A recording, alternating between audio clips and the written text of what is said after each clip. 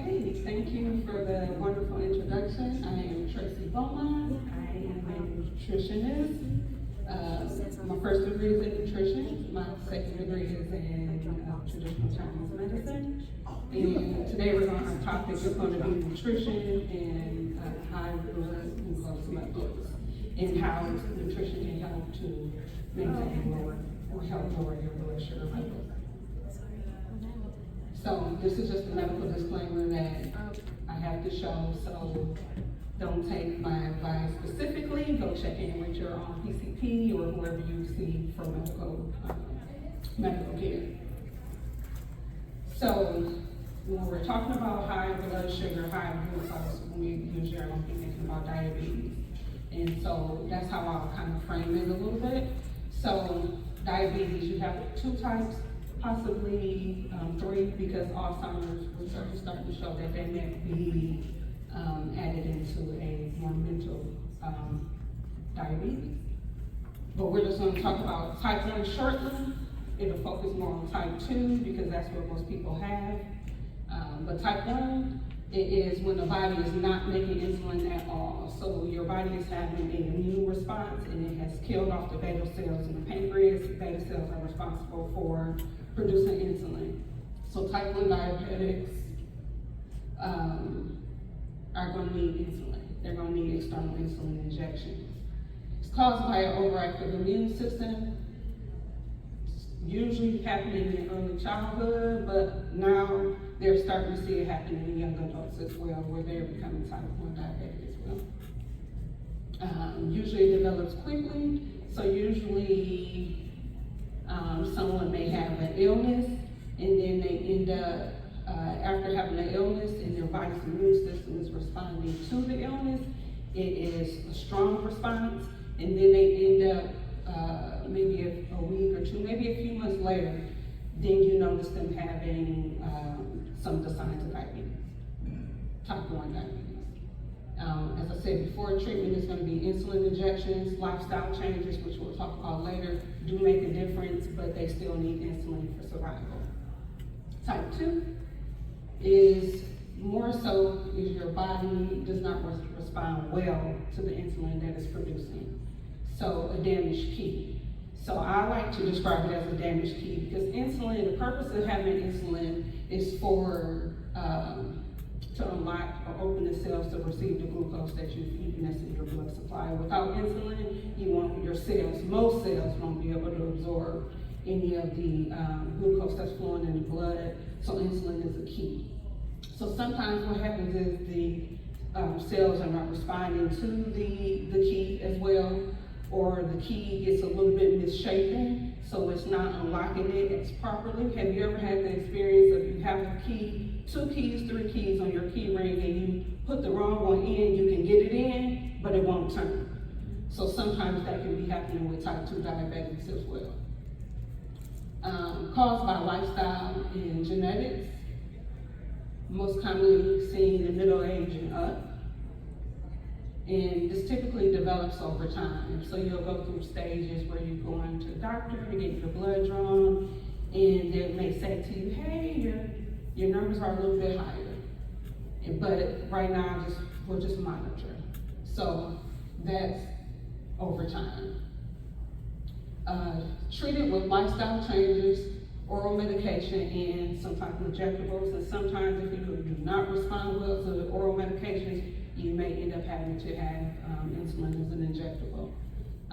Both types are monitored using glucose meters or CGMs, which are continuous glucose monitors. And you probably have seen people wearing them because they have this little circle that they typically have on their arm. And that's it's 24 hours a day checking your blood sugar levels. And then when you go to the doctor, they're checking your hemoglobin A1C. And that will tell you how you have been doing taking care of yourself over the last 2 to 3 months. So complications of type 2 diabetes, I won't read all of that, but it's because you have excess glucose in your blood, it just makes it sluggishly flow through the system and also affect the nerves. You just don't want to have high levels of blood sugar in the high high glucose in the blood because it can damage nerves, damage the nerves and damage the blood vessels. Some of the complications are eye diseases, foot problems, poor wound healing, heart attacks or stroke. It does raise the risk of heart attacks and strokes because it's affecting your circulation.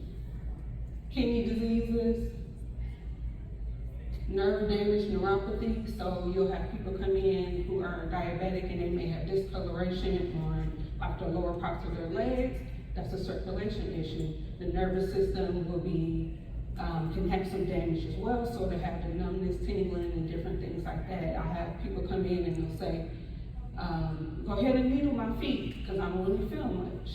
So that's because of the nerve damage from the consistent high blood sugar levels. Gum disease, it can affect your female and male sexual organs because they require a blood supply. And can increase your risk of some cancers. Some of the acute complications will be hypo or hyperglycemia. So hypo is having your blood sugar be low, and usually you may have some jitters, you may have dizziness, you may faint, you may have those kind of symptoms happen. Hyperglycemia, on the other end, you can have over a few days, you can have nausea and vomiting, you can have end up in the hospital with something called DKA, which is you have to have it cared for in the hospital because you need to have the numbers come down really quick, and you usually have to do fluids, and they'll attach you to administer IV insulin to bring your numbers back down. So one of the tips that I have to help you maintain your blood sugar levels, and I find that type 1 diabetics do this because they live off of this. I need to know my number. Type 2 diabetics don't do this as much, but they should, is monitoring your blood sugar. Because if you are going through your day, that's an important number because it makes decisions about what you're going to eat easier. You can plan better. So for example, if you you haven't eaten it out and you're gonna want to have dessert, so that means maybe earlier in the day you don't have indulgent sweets because you need to have a carb count for that sweet you're gonna have later. Or for some people, they're waking up in the morning, that glucometer says 53. So if you're waking up in the morning at 53, you need to eat something. Or if you're getting ready to drive your car and you're going to be in the car, or Houston traffic, you can be in the car for 15 minutes or you may be there 45 minutes. But if you're 53, you shouldn't drive because you can experience some dizziness, some confusion, because your brain is needing to have the glucose to function, and if the blood sugar levels get too low, then it can impair some of your driving. And people don't think about that, but it can. The second picture is of a CGM, which is becoming more common. Like a commercial you'll see is the Freestyle Libre, and that's what that is for. So at the top, I skipped that, but that's the hemoglobin A1C, and that's a type of protein in your red blood cells that reflects a person's average blood sugar levels over the past 2 to 3 months. So when you go to the doctor and they say, how have you been doing maintaining your blood sugar, or they'll say, well, how's the diet going? And you say, oh, I'm doing great. Most often, they know if you are doing great or not before they ask you that question. So just be honest and say, I've been overindulging, because they can tell. So there's like a range of like 5.6. If you're less than 5.6, then you're at minimal risk for diabetes. Then there's an in-between stage. I can't remember the numbers right off the bat. But then there's this pre-diabetic stage. And then I think if you are 7.5 over, then you consider diabetic. So they can already see the numbers. So, just tell the truth. Why nutrition matters. So you're maximizing nutrition is crucial for people with diabetes or who have issues controlling their blood glucose. And I'm gonna say blood sugar or blood glucose interchangeably, they really mean the same thing, but I'll be flipping back and forth. Because it directly impacts blood sugar levels, overall health, and the risk of complications. So nutrition is gonna help you regulate your blood sugar levels.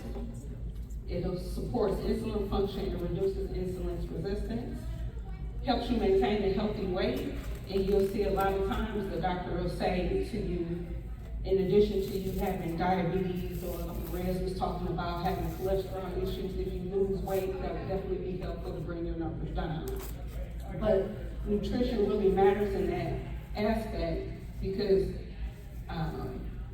making better choices can definitely help you with your weight loss.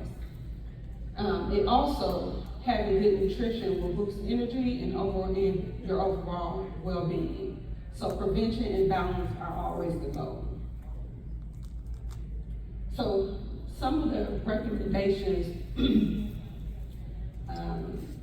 for example, the recommended daily amount of carbohydrates in the American diet, they want you to have at least 130 grams per day, but the range is 225 grams to 325 grams of carbs per day. If you are being more carbohydrate conscious, you will want to stick between 100 grams to 200 grams per day. For sodium, for a healthy person, the goal is less than 2,300 milligrams. If you have high blood pressure, then they want you to stay over 1,300. Fats, if you don't have any pre-existing stuff, 45 to 80 grams per day is great. If you have high cholesterol, 25 to 40 grams. Protein, 70 to 90 grams. And carbohydrates, when we talk about carbohydrates, they're including fibers, starches, and sugars. You can find carbohydrates in fruits, vegetables, nuts, seeds, grains, and dairy products.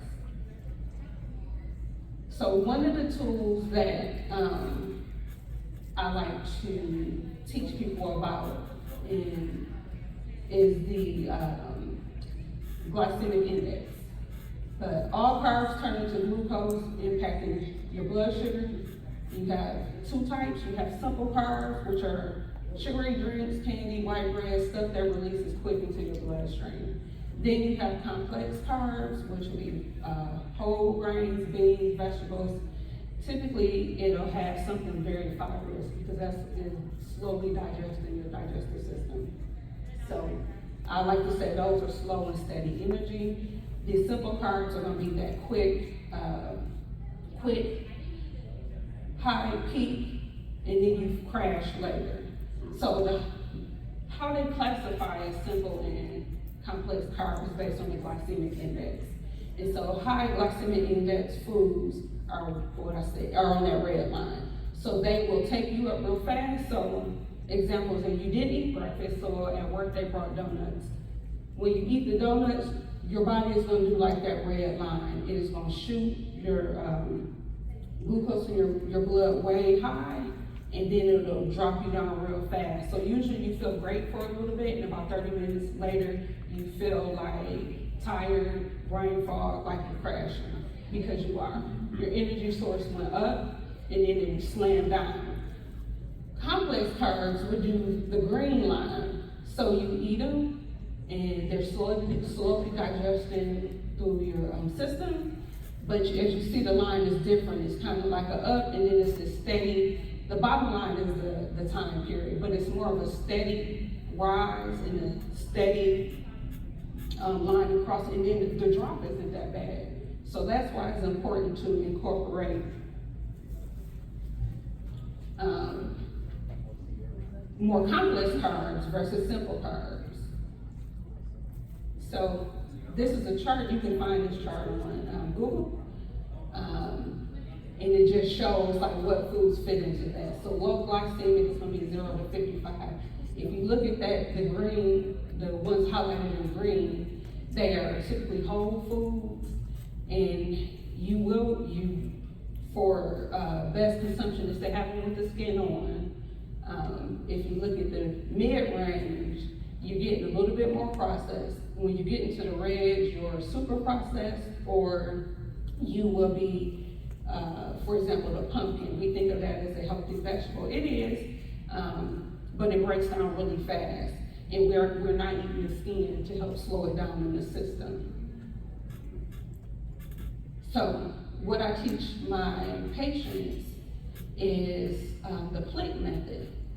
And so when you look at your plate, you want 1/2 to be leafy greens, you want 1/4 to be lean protein, and what's 1/4 of a protein? Typically, they like to say that the palm of your hand. If the protein portion is any bigger than the palm of your hand, it's probably is more than the serving that you need for that meal time.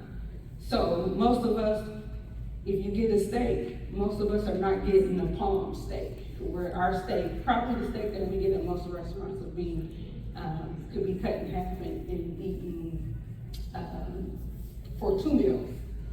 Then you want a 1/8 to be whole grain or complex carbs, so some brown rice, some quinoa, sweet potato, and you can eat the skin on the potatoes, just clean it off really good, or make sure it's not on one of the charts that Red showed of the not so good to eat because pesticides spray. But if you get organic, you should be okay eating the skin, which will increase the fiber.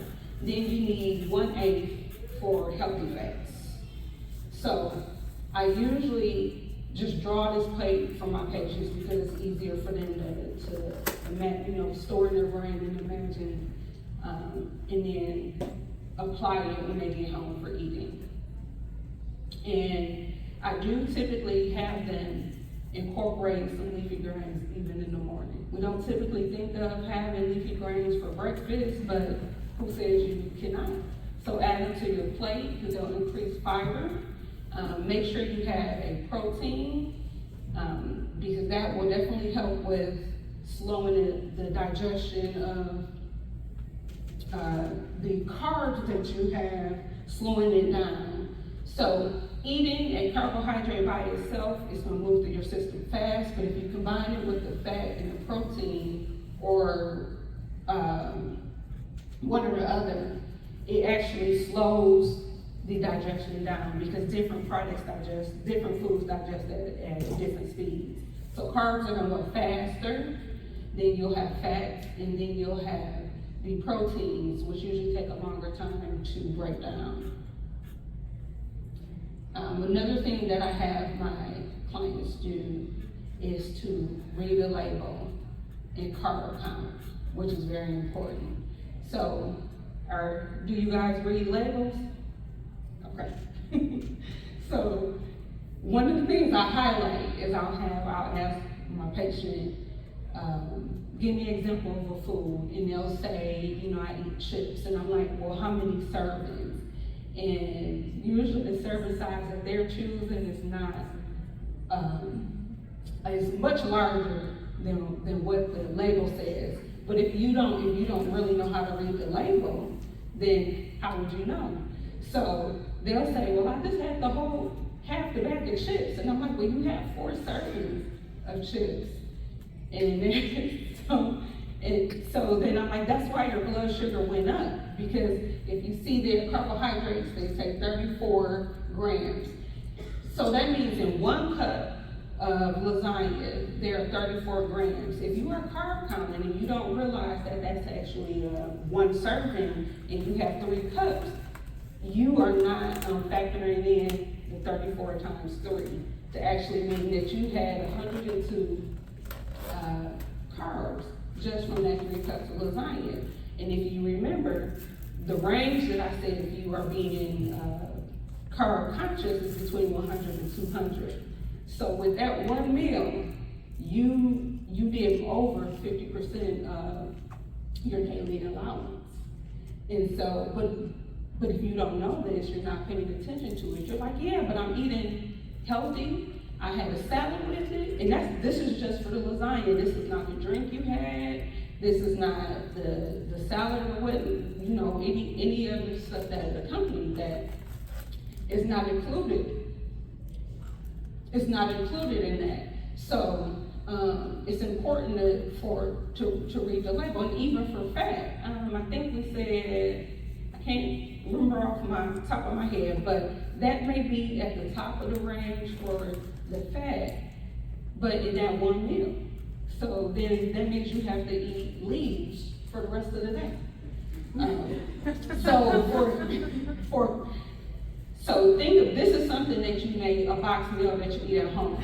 So most people are eating on the run. So, okay, I get the classic burger, one of the more famous burgers that people like to enjoy. Well, the meal, if you look at the fat is 41 grams, the carbs are 155, and protein is 35, sodium is 1,465. So if you have high blood pressure or cardiovascular issues, that's already taking that meal off of your plate. If you have blood sugar, diabetic, or you have high blood sugar levels, you already, in that one meal, you already ate basically your day's worth of carbs. And it's not the most filling. You eat it, and maybe an hour or 2 hours later, you want to eat more.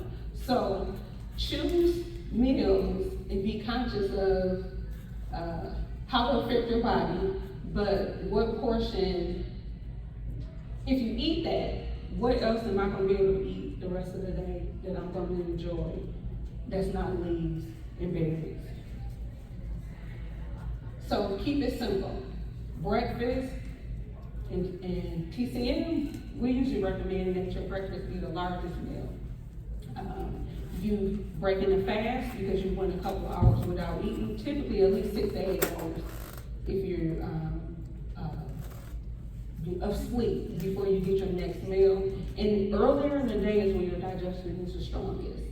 Lunch should be medium, dinner should be small, and I'm not talking about like little dessert tray small, but just smaller. And maybe just have like the plate image that I had show, half the leafy, a 4 for protein, that kind of deal. Not desserts. Have a mini dessert, like mini. One thing I will hit on, if you have low blood sugars, if you typically wake up in the morning with low blood sugar, that means that before you went to bed, you probably could have used a small snack. And so I do recommend, if you do find that you have hypoglycemia in the morning, to prevent you from waking up with dizziness, and I have a lot of seniors who wake up and they may be trying to get to the restroom and they're falling. And they're falling because their blood sugar is low, and they don't realize it because one, they're not checking their blood sugar in the morning, and two, they didn't have older people sometimes eat dinner early, so they may have been done with dinner at like 5 or 6. So that means when you wake up at 6 in the morning, you went 12 hours without having anything. So to prevent that, you want to have a small amount of carbs with a little bit of protein. And again, when you combine them, it'll kind of sustain your blood sugar level through the night. So you won't wake up with such a low, and then you won't wake up with such a high. But the dessert choice matters. You want to have something that's simple, and not the whole pint of ice cream and that kind of stuff. Best and worst foods for diabetes: high fiber carbs, so whole grains, beans, legumes, veggies. Lean protein: chicken, fish, tofu, eggs. You can have beef, beef, pork, but it just needs to be leaner cuts. Healthy fats: avocados, nuts, olive oil, that kind of stuff. Foods to limit: sugary drinks and processed food, and like Red said, juices. Be conscious of having some of the juices because they have a very high sugar content. And just read the label: refined carbs, white bread, pasta, pastries, hidden sugars, so flavored yogurts, condiments. Ketchup has a carb count, mustard does not.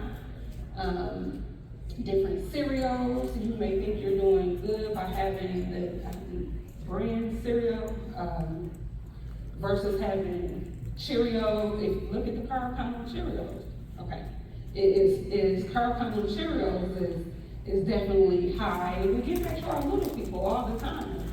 So paying attention to that kind of stuff.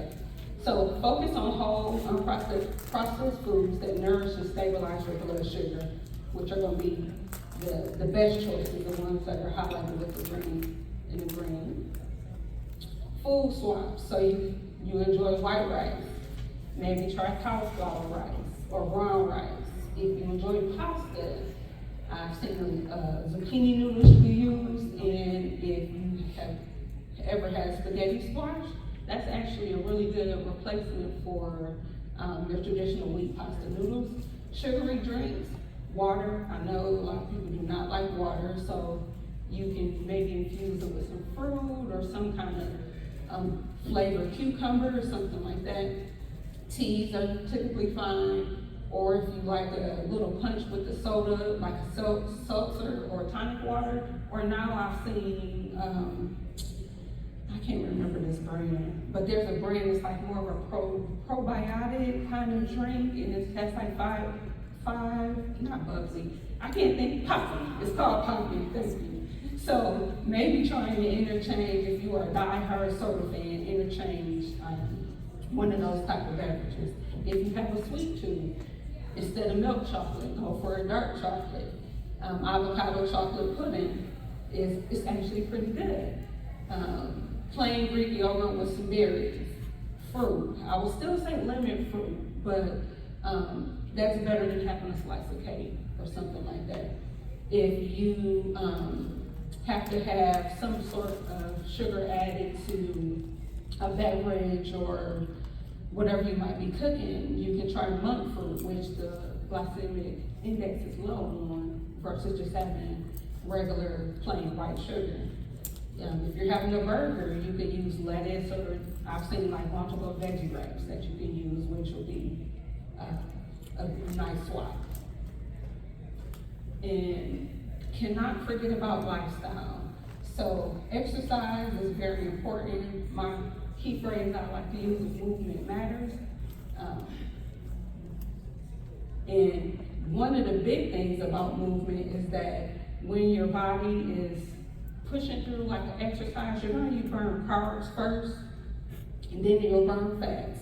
But there's a little sweet thing that can happen is that when your body, just say I'm jogging, and with that activity, my muscles can absorb glucose without leaving the key. So that's where you'll find, if you actually checking your blood sugar, that after exercising, you may find yourself low. And you're like, well, the only thing I did was run. Why am I hypoglycemic? Well, it's because your muscles started to pull in or be able to access the glucose in the blood without leaving the key. They can do that when they're under pressure from some kind of exercise. And that's a neat benefit, because if you are already took your medication and your blood sugar numbers are still high, maybe go out and take a walk. Maybe get on your bicycle or do some kind of activity, check your blood sugar, and almost certainly the numbers will start to come down.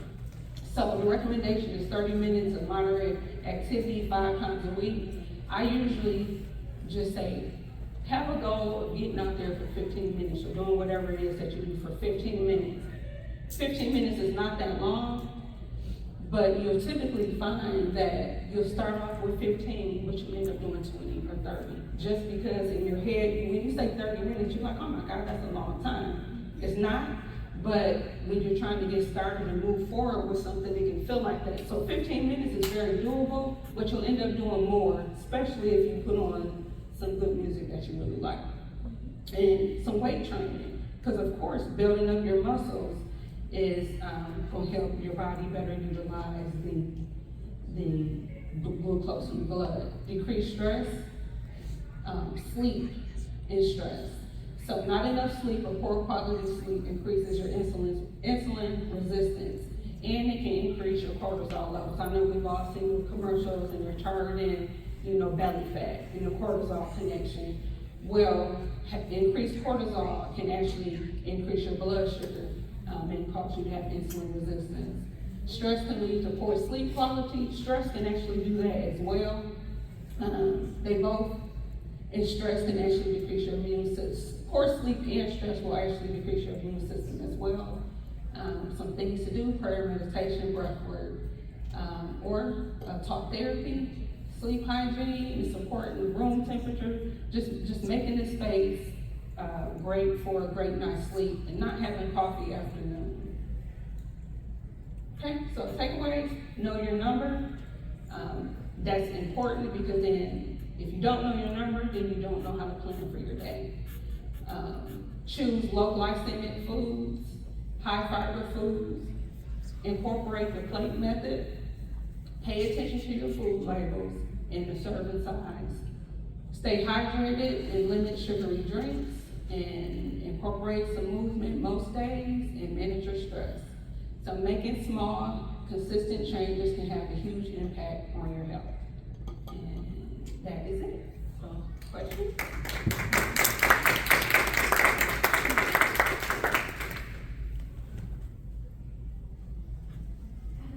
Yes. So someone who is pretty motivated for the life, maybe if I was in the doctor and then, oh, you're pretty diabetic. Yes. And now they're freaking out. What would you suggest for them to Start making some small changes with their food. So, well, first I would start off asking them to do a food diary, because a lot of times we're kind of just unconsciously picking food that we eat, or it's just a habit of how we eat, and we don't realize what we're eating. We don't realize how many snacks we pick up. So usually I have them start with a food diary, and that's helpful for me because I can see what types of food they're eating. Because if you just come out and ask somebody, well, what are you eating? Either they'll look at you and be like, I think I had this, or they'll kind of make it seem a little sweeter than, because they don't want me to look at them and be like, man, you're eating like, you had 6 bags of chips yesterday? I don't do that, but you anticipate the judgment. So I usually have them do a food journal for maybe a week or two, even down to gum. Did you chew some gum? How much water did you drink? How was your sleep? So I have this whole sheet that I have them fill out. And then from there, we go over where we can make some changes. So if you like ice cream, let's try and figure out something that you want it every night. Let's try and figure out something that you can replace maybe 5 days out of that week. Or if you are not eating any vegetables, which I do find happens a lot, especially with my male gender, they're like, I'm just eating potatoes.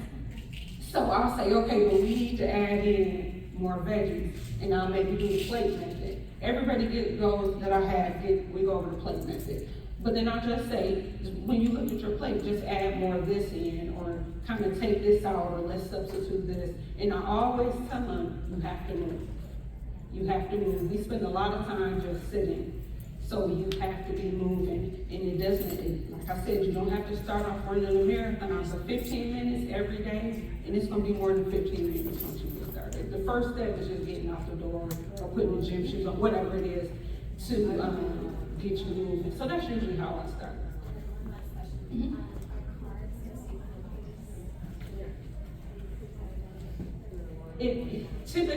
Typically it is, and it's moving from, because it's not that you don't want to have any carbs, it's you want to swap the type of carbs that you're having, because you do need carbs. That's one of the first sources of energy that your brain is going to use. It can use fats, but the first source and the easiest source for our body to use are going to be carbs. Fat, you have to do a little bit more to process it for energy once it's in the body. So yes, the focus is carb. So, and I caveat, because you'll have like the keto diet. They are still getting a portion of carbs if they are having a leafy green. It's not very high, but you have a little bit of it. But if you've ever tried keto or one of the very low carb diets, one of the things that people complain of is like brain fog. I feel really tired.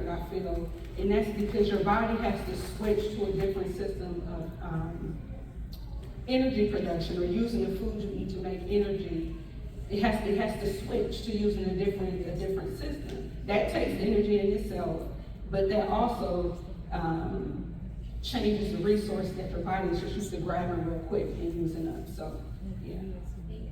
You're welcome. Okay, thank you, Ms. Beaumont, for that educational talk.